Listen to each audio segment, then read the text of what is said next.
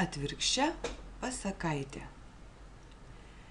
Vakare jau po darbų iškamuota katinų renkasi pelių šeimyna. Į svetainę tą kaminą. Pailsėti, pakalbėti, televizorių žiūrėti.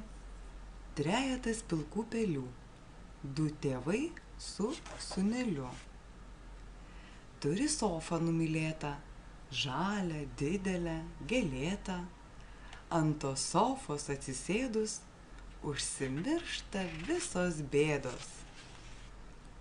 Žvilgteli į sofą tėtis, jis negali patikėti, nes joje skylė didžiausia. Kraipo galvą, krapšto ausį, kas pragraužė šitą skylę. Priblokština miškiai tyli.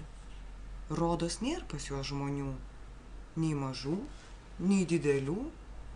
Pernai spąstais juos išgaudė, kibire vandens išmaudė, dar norėjo dėt nuodų, bet išsivertė be jų.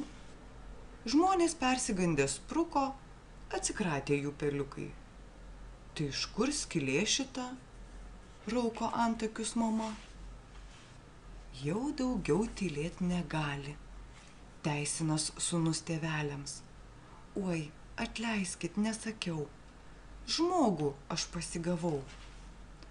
O narvelio neturėjau, į stiklainį jį įdėjau. Bet išlipo, kad jį kur. Eibių prikrėtė visur.